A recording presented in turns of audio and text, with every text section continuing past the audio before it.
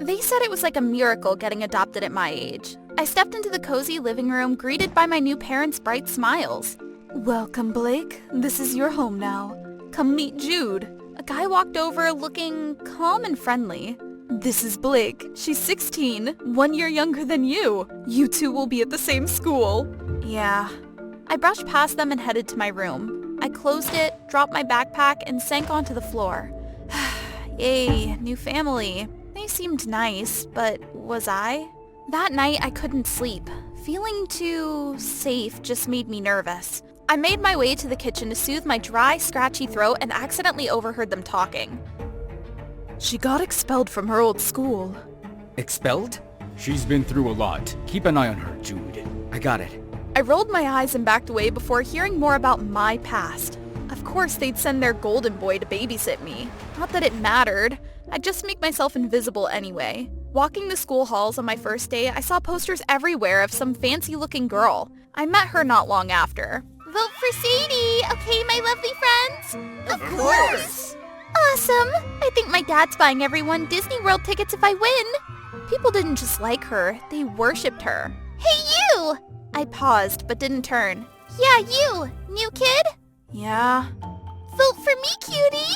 I'll fight for everyone's rights when I'm president!" I dipped out before the crowd could start worshipping her again. Sweet cheese and crackers, that was so dumb and noisy. For a week, I stayed in a corner of the classroom, keeping my head down. Still, I could feel Jude's eyes on me wherever I went. It felt like being a little sister protected by her big brother. Wonderful, right? Nope. Then came Monday. I had found this hidden spot in the storage room to nap, but my sleep got wrecked by a racket outside. That's weird. I cracked the door open, and boom, a whole bullying scene. A group of girls had cornered a younger kid who was bawling her eyes out. "Help me!" Not my problem, but you all look pathetic. That was it. One sentence, one death stare. And they actually backed off. I slammed the door before the girl could even whisper thanks. I wasn't about to get involved. But of course, someone filmed it and posted it online. Mysterious new girl shuts down bullies with one look? Comments blew up, memes popped up, edits everywhere. They called it the Blake effect. I called it a whole lot of trouble. After that, people started sitting closer to me, copying how I stared, fangirling over how cool I was. I never wanted to be a hero, I just wanted peace. Even worse, Sadie's Vote for Your Queen posters started vanishing. In their place were posters of me, be like Blake. Unbothered, unbent, unstoppable. "So you had a plan all along with that whole I don't care act, huh?" Sadie stormed off after throwing that passive-aggressive jab. Ugh, seriously? What a joke. I couldn't care less about their stupid student council anyway. From that day on, another pair of eyes was glued to me everywhere I went. Sadie's. She stared at me across the cafeteria, clutching her fork like she was about to snap it in half. But I just ignored her. Sometimes, silence gets you more attention, sis. He sat next to me, casually munching away. I couldn't tell if he was teasing or warning me. The next morning, Sadie rolled up with her little posse. "You got kicked out of your old school, and we know why." Jude jumped in front of me. What do you want? "We're just here to expose her. Blake's playing different just for clout." I walked back to class while Jude stayed, trying to hold them off. They could hate me all they wanted, as long as they stayed away. "Blake messed with the girl's head so bad she needed therapy. And we thought she was cool and sweet. What a joke." Is it true? Does it matter? I want to know. I ignored Jude. I just wanted to be left alone. Lately, way too many people had been barging into my life, but they wouldn't leave me alone. Every morning, my locker somehow accidentally jammed. My desk was always covered in red ink scribbles. Sometimes I even dragged it out to the middle of the schoolyard. Let me give you a hand. "You helping 'cause mom and dad told you to babysit me?" Not exactly. I think, well, Jude was a weird one. Sometimes it actually felt like having a real brother, but I didn't want to get close to anyone. My backpack got soaked in juice twice. Sometimes it got stuffed full of trash paper. Honestly, getting expelled sounded easier than dealing with this nonsense. After school that day, I spotted Jude waiting at the gate. I rushed past him, hoping he wouldn't notice. Want to head home together? He walked alongside me like it was the most natural thing in the world, like we'd been doing this for years. You don't have to pretend none of this bothers you. I know what they're doing. So what? Let them. It's not just random. Sadie's behind it. She told me exactly what to do and how to make it look like accidents. Why are you telling me this? So you know you're not alone. I'm here to protect you. I'm gathering proof to take to the principal. People need to see the real Sadie. But I had my own plan. If she wanted to play games, I had a way more fun one. Sadie ended up becoming student council president, a lot faster than expected. The whole room exploded with cheers. They called her the face of girl power, a born leader, all that glittery junk Sadie lived for. I was there too, clapping louder than anyone. Sadie looked at me, suspicious. I never smiled, but today, I smiled right at her. She didn't know the next time she got on stage, she'd be crying. I started slipping comments into the group chat under a fake name. Sadie is exactly what this school needs. She could totally be the face of our school. Like a domino effect, everyone jumped in, hyping her up like she was the second coming of Taylor Swift. Sadie strutted around school like a queen, way too busy polishing her image to bother bullying me. What she didn't see was that the higher she climbed, the harder she'd fall. Then I dropped the final bait. Didn't Sadie do charity work last year too? What an angel! All I had to do was wait for the bait to work, and Sadie did exactly what I was counting on. She photoshopped herself into a charity event she'd never even attended, just to prove she was there, and posted it with the caption, "Serving the community with love." Honestly, I didn't back her into a corner. She walked straight into it herself. One day before Sadie was supposed to represent our school at the citywide model student competition, everything crashed down. The evidence dropped.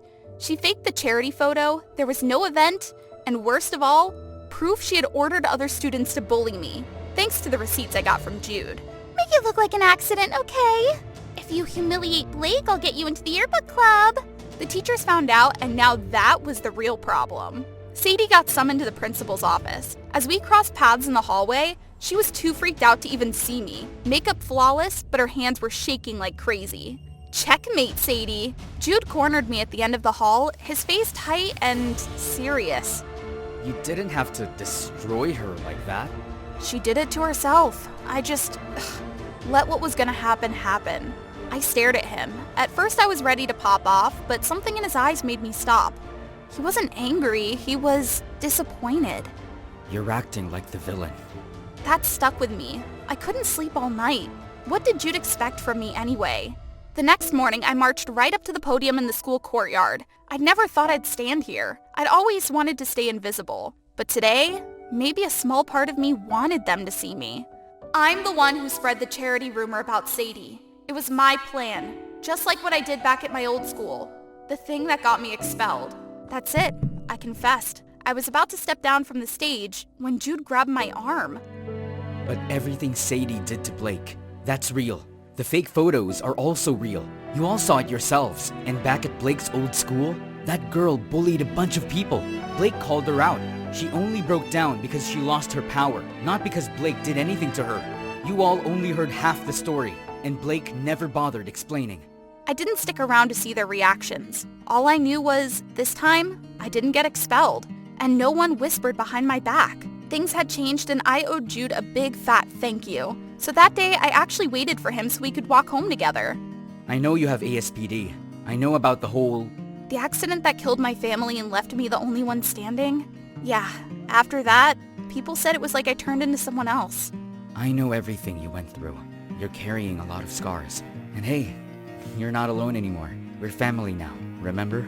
I turned away, blinking fast so I wouldn't cry, like some cartoon character. That night after dinner, I stood up with my empty plate. Before I could move, my adoptive mom swooped in, all sweet and gentle.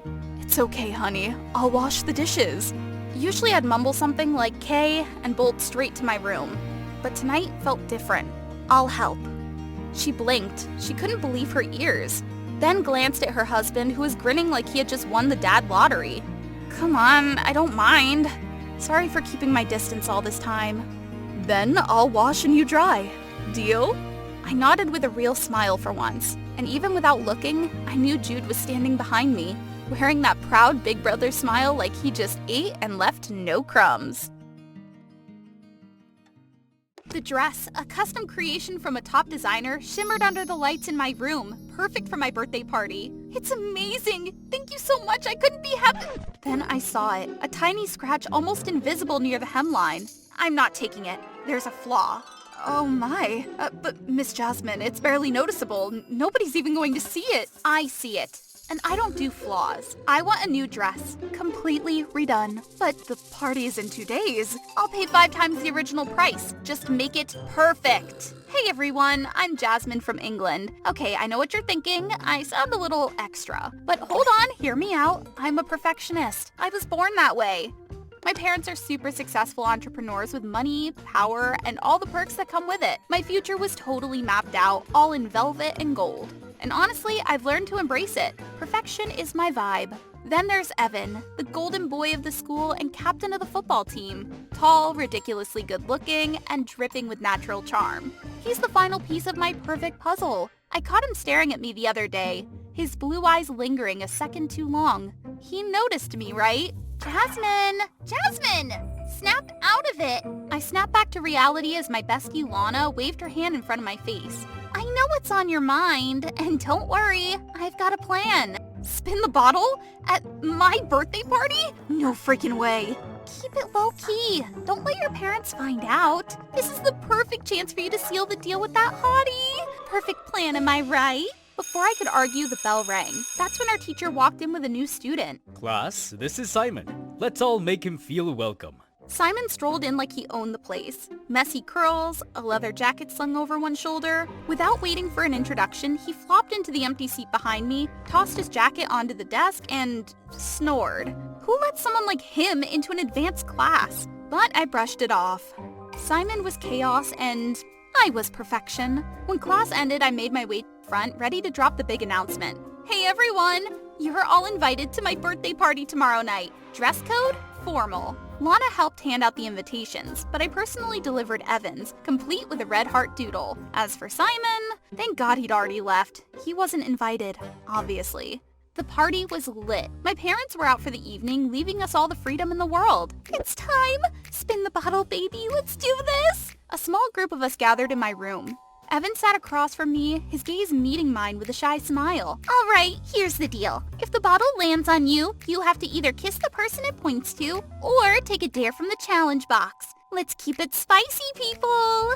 The game started and my friends cheered as the bottle spun for one person after another. Then it was my turn. The bottle twirled and everyone leaned in, holding their breath.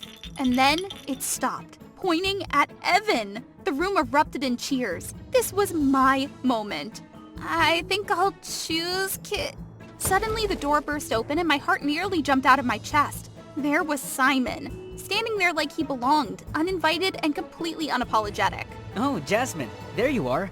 Guess my invite got lost. Happy birthday. He strolled over, shoved a small bag into my hands and grinned. Inside was a wrinkled t-shirt with perfection printed in a glitchy font. My blood boiled. What game are we playing? Mind if I join? Before I could stop him, he plopped into the circle. Just ignore him. All right, back to the game. Jasmine spun the bottle and it landed on Evan. Let's spin it again. Gotta let the new guy play. Lana had to grab my hand to keep me from completely losing it on Simon. So we spun again. The newest player goes first. Simon spun the bottle and, of course, it landed on me. Lana quickly shoved the dare box towards Simon, but he waved it off. Instead, he leaned forward and kissed me on the lips. Time froze. Everyone in the room stared, stunned, including me. Evan jumped to his feet, his face a mix of anger and disbelief, and stormed out. Rules are rules. Anyway, I'm out. Happy birthday, Jasmine. He strolled out like he hadn't just turned my perfect night upside down. The party fizzled after that, and soon it was just me and Lana. Simon ruined everything. The next morning, I was dreading seeing Evan at school with Simon pulled up in the jankiest car I'd ever seen. Need a ride? I adjusted my designer bag for maximum effect and ignored him. Aw, come on. We're basically besties now. I mean, we did kiss. It was just a game. I'd rather cluck like a chicken than ride in that death trap. Before I could finish, a blur flashed past. An engine roared and suddenly, my bag was gone. I'd been robbed! Get in, now! No time to think. My brand new iPhone, wallet, and jewelry, all in that bag. I jumped into his car, the engine growling like it was on its last leg. My heart pounded in time with its reckless speed. There he is! Take a left! We're gonna catch him. We swerved hard, cutting corners and bouncing over potholes like a bad action movie. The car rattled so much I thought it might fall apart. But then, just like that, the thief disappeared into the haze. Chill, it's just stuff. You'll get new ones. Stuff? That costs more than this rust bucket you're driving! Simon rolled his eyes but didn't respond. Instead, he kept driving, the streets getting narrower and more unfamiliar. Where even are we now? Great question, Miss Perfect. Wait, are you lost? Correction, we're lost. Just pull out your phone and check the map! I don't use a phone. I blinked at him, stunned. He shrugged like it was no big deal. Who would I even call? No phone, no problem. I groaned, sinking back into my seat. My perfect morning had officially spiraled into a complete nightmare. No phone, no map, no way home, just me, Simon, and the middle of nowhere. My parents were going to lose their minds. We drove aimlessly for hours until the car jerked to a halt, out of gas. Could this day get any worse? I stepped out only to find myself in a vast open field dotted with wind turbines, stretching endlessly into the horizon. The scene was like something out of a postcard. Simon came around the car, lugging a grocery bag like he was about to feed an army. Good thing I stocked up at the store earlier. We perched on the car's hood, sharing a crispy pizza while the soft hum of the turbines blended with the evening breeze. The sunset painted the sky in shades of orange and pink. You're obsessed with perfection, huh? But out here, none of that really matters. I hesitated, caught off guard. And what about you? Why don't you care about anything? It's not that I don't care. I've just learned not to sweat the small stuff. My parents died when I was 8. After that, I bounced around foster homes until I landed a scholarship. I blinked surprised. A scholarship? That's how we ended up in our advanced class. Not because of connections, but pure talent. No wonder the teacher never said a word when he dozed off. Simon was a genius. As the sun dipped below the horizon, darkness swallowed the landscape. I decided to start a campfire. I arranged the sticks in a perfect teepee shape just like in the survival books, and struck 2 rocks together. Sparks flew, but nothing caught. Oh, you look ridiculous. Move over. He crouched down, rearranged the sticks, and pulled out a lighter from his pocket. Within seconds, flames roared to life. Why didn't you say you had a lighter? You didn't ask. Besides, watching you struggle was entertaining. Look at your hands, covered in dirt. See? Perfection doesn't prepare you for the real world. I stared into the fire, his words sinking in. For the first time, it felt like I was actually learning something real. A sudden honk snapped me out of my thoughts. A car on the highway must have seen our smoke. We flagged them down and quickly explained our situation. I've got you a phone, but this area's pretty remote. Your parents probably won't get here until morning. There's a trailer park nearby. You two can crash there for the night. It was a small village with rows of cabins. As I stepped outside, my designer shoes sank into the thick, muddy ground. A kind-looking woman approached, casually wiping her hands on her apron. "Come on in, sweetie. Take a load off." She led me to a creaky bathroom and handed me a simple shirt from one of the local girls. "It's not fancy, but it's comfortable, isn't it?" I glanced at myself in the mirror. No designer labels, just a plain cotton dress. But for some reason, I smiled. Hey, a pretty girl can make anything look good, right? Outside, Simon had strung up a set of makeshift lights that bathed the long table in a warm glow. The woman brought over a basket of freshly baked bread, the aroma filling the air. As we ate, kids ran around, giggling and playing like they didn't have a care in the world. They don't have much, do they? Nope, but they've got enough to be happy. I looked up at the star-studded sky. For the first time, I felt what life outside my bubble was really like. Simple, unpolished, yet undeniably beautiful. The next morning, I woke up to find Simon hauling his rusty old car back into the village. But before the smile on my face could settle, my parents' Bentley rolled up, shining like a beacon of judgment. Your royal carriage has arrived. The moment my mom's designer heels touched the muddy ground, she let out a gasp loud enough to wake the whole village. "Oh, Jasmine, how could you stay in a place like this? Do you have any idea how worried we've been? And what are you wearing?" "Mom, stop, please." Dad's icy gaze locked onto Simon, sharp enough to cut glass. You brought my daughter here? Technically, she got into my car. I was just the driver. Chauffeur of the year, right? Do you think this is funny? You dragged her into this! Not at all. Jasmine's a real trooper. She tried to start a fire, almost set the whole field ablaze, and even wore secondhand clothes. But I saw joy in her eyes. Simon, please! Jasmine, get in the car, now. I barely had time to bow my head in apology to the kind villagers before sliding into the car. Through the window, I saw Simon leaning casually against his beat-up car, smiling like he feared absolutely nothing. Until next time, Jasmine, don't forget, life's better when you don't stick to the map. In that moment, I wished I could be as fearless as him. That night, I sat on my balcony staring at the stars, but they didn't shine as brightly as they had out in the open fields. You look like Rapunzel in her tower. Simon! Then he climbed over the railing like some kind of frog. Part of me wanted to hug him, but I held back. Everything in here screams perfection. Figures. Anyway, I came to say goodbye. Goodbye? Where are you going? Anywhere but here. The fancy school of yours is a bit suffocating, you know? Jasmine, don't forget to get to bed early, sweetheart! Her voice echoed from the hallway. When I turned back, Simon was perched on the railing. Wait, Simon! Thank you for everything. You showed me there's more to life than rules and perfection. He brushed a strand of hair from my face, then vanished into the night. My heart felt like it skipped a beat. Life went on, but something had shifted. I started walking to school instead of taking the chauffeur-driven car, and when I saw an old lady struggling with groceries, I stopped to help, even when her bag left a faint stain on my dress. At lunch, I no longer sat with my usual perfect squad. Lana and I started sitting with students who weren't rich or trendy, and it turned out they had the best stories. I laughed more than I had in years. One afternoon, Evan approached me looking more serious than usual. Jasmine, you're amazing. I think we'd be a perfect couple. Everyone says so. Thank you, Evan. That's sweet, but I don't think we're a match anymore. When he pressed for a reason, I lightly tapped his shoe, leaving a scuff mark. Oh my gosh! These are limited edition Italian leather loafers worth thousands! See? He belonged to the old me, not this present one. 3 months later, I was sitting with Lana in a sunlit corner of the library when suddenly she squealed.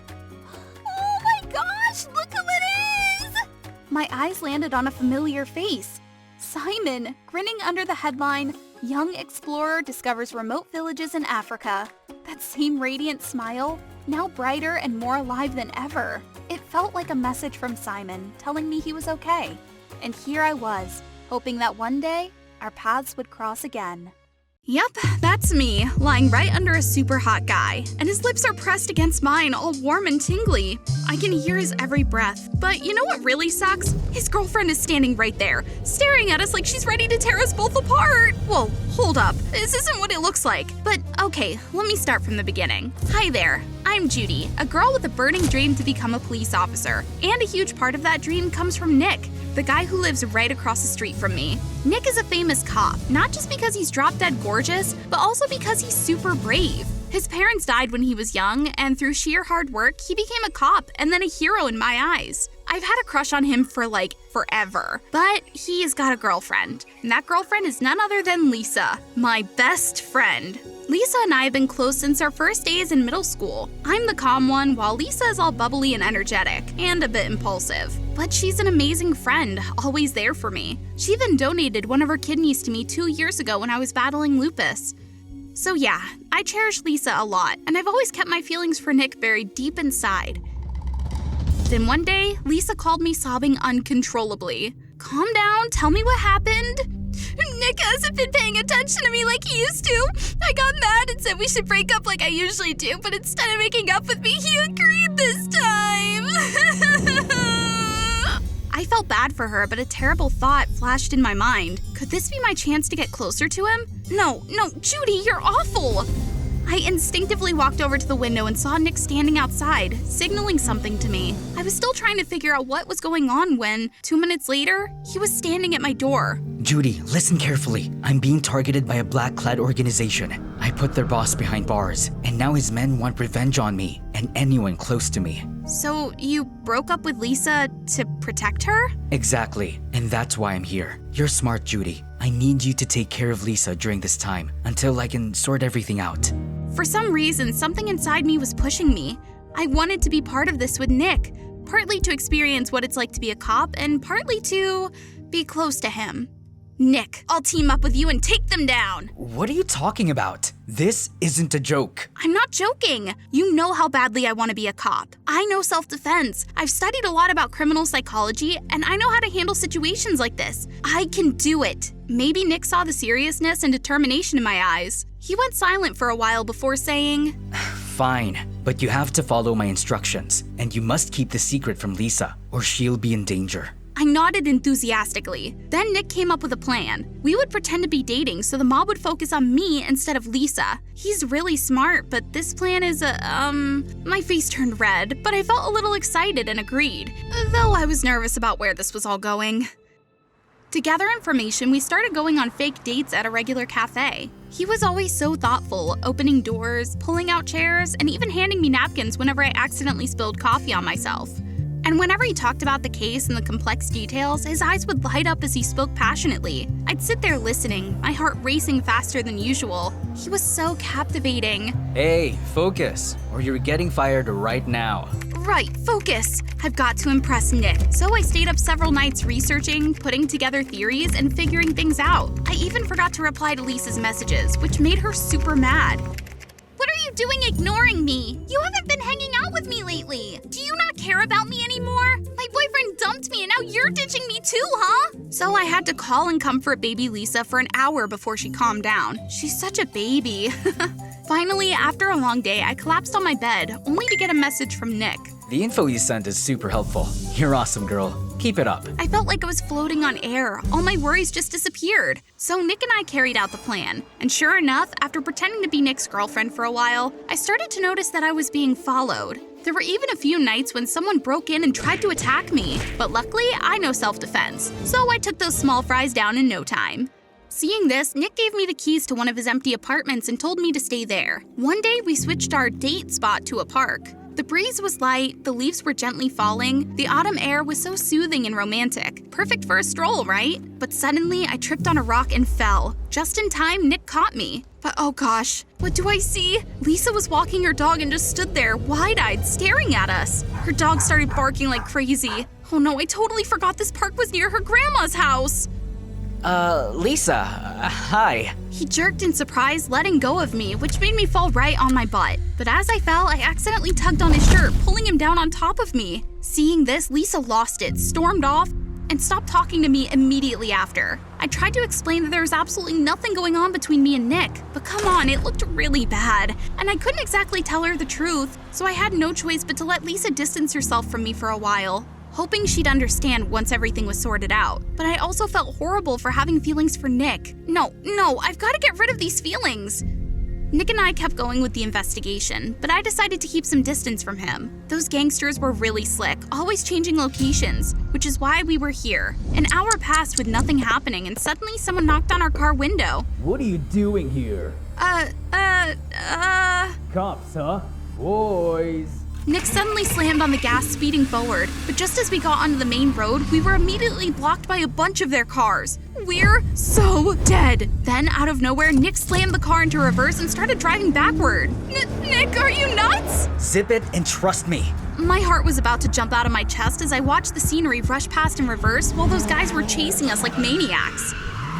Then, Nick made a sudden turn into a narrow alleyway, barely avoiding a collision with a truck. The car spun around and Nick started driving even faster. We drove for what felt like forever until we ended up in some remote countryside. But when I looked in the rearview mirror, those cars were still tailing us. I'm sorry for dragging you into this mess. Trust me, Judy. If today really is the last day of my life, I just wanted to tell you that But before I could finish, I saw a river straight ahead. Oh no, don't tell me. The car door suddenly flew open and the car shot forward, soaring through the air before splashing into the water. Am I about to die? I haven't even seen season 5 of Stranger Things. I don't have a boyfriend. I haven't even paid back my parents yet. Just then, Nick swam over to me, grabbed my hand, then wrapped his arm around my waist and pulled me to shore. I couldn't help but throw my arms around him and sob uncontrollably. At that moment, Nick was like a hero rescuing me from death, and my heart started racing again. That night, I tossed and turned, wondering if I should confess my feelings. In the end, I decided to confess to ChatGPT first, just to be sure. But after I listed out all the signs, I was stunned by the response. Are you sure you love him? Or is it just admiration? Wait, what? I never even thought about that. What do you mean? Sometimes we confuse love with admiration. Admiration is when you respect and look up to someone for what they do. But love is when you want to share your life and deepest emotions with them. Have you ever wanted to share your deepest secrets with them? I paused to think. Actually, I never really thought about sharing too much with Nick, like everything, even the bad stuff, or even family matters. No, I just always wanted him to notice me, to acknowledge me, and I felt happy working on the mission with him. But no, what do machines know? I know my own feelings. Suddenly, my eyes landed on a photo of Lisa and me on my nightstand. Lately, she's been posting a lot of emotional stories, which had me really worried. I kept texting Lisa after being ignored 1,000 times, but the result was the same. Today, my school is hosting a party for the students. The moment I walked in, I spotted Lisa, and our eyes met. I was about to walk over to her when Nick suddenly appeared out of nowhere and pulled me aside, making Lisa even more furious. Oh my gosh, what are you doing? Lisa saw us and It's bad, Judy. Yesterday, Lisa came to my house, brought me cake, and then started crying like crazy. I had to pretend to kick her out, but I think those guys are onto something. They're here. We went outside and immediately spotted the gangsters looking around frantically. All right, come at me, punks. Judy's ready to take you on. But weirdly, they didn't come toward me. They were heading toward Lisa. I bolted toward Lisa, beating them to her, and dragged her away while Nick distracted them. What the heck are you doing? Let go! Shh, you're gonna thank me later. Thank you, my foot! Thank you for borrowing my boyfriend when I wasn't using him? I couldn't focus on what Lisa was saying. I was too panicked watching those guys catch Nick and take him away. Right after that, they started chasing me and Lisa. Who are those people? They're terrifying! We just kept running up the stairs and straight onto the rooftop. The shouts from those guys echoed right behind us. There's no other way. We've got to jump. Are you insane? I saved your life before just so you could waste it now? You can doubt me about anything, but you have to trust me this time. Take my hand. So we swung through the air, landing safely on the ground, much to Lisa's astonishment. We kept running through the alleys, but unexpectedly, we were cornered by the gang. Lisa clung tightly to my hand as they circled around us, closing in. My head felt like it was going to explode, and I unleashed every ounce of energy I had, fighting like a maniac, with Lisa's screams echoing in the background. By the time I calmed down, they were all laid out on the ground, and the sound of police sirens blared in the distance. I quickly looked around for Nick, and when I found him, he was running toward Lisa, pulling her into a tight embrace, tears streaming down his face. In that moment, I couldn't help but smile. I didn't feel jealous that my friend had regained her happiness. Turns out they were right. The feelings I had for Nick were just admiration, not love. Maybe the universe knew this too, which is why it kept stopping me from confessing to him. I turned to leave, feeling like a huge weight had been lifted off my shoulders. Just then, Lisa called out to me. Wait, Judy? Nick told me everything. I'm sorry for misunderstanding you. No, I'm the one who should apologize for... Before I could finish, Lisa suddenly hugged me, and we both started crying our eyes out. Then Nick came over and patted me on the shoulder. You did great, kid. Yeah, thanks, brother. Thanks for this wild journey. Time passed, and today was the day we found out the results of the entrance exam for the Royal Police Academy. We all held our breath waiting. 3, 2, 1... Yeah! I passed! I burst into tears and hugged my two best friends tightly. I can't wait to start this new chapter, a journey that's going to be challenging, but also filled with so much promise.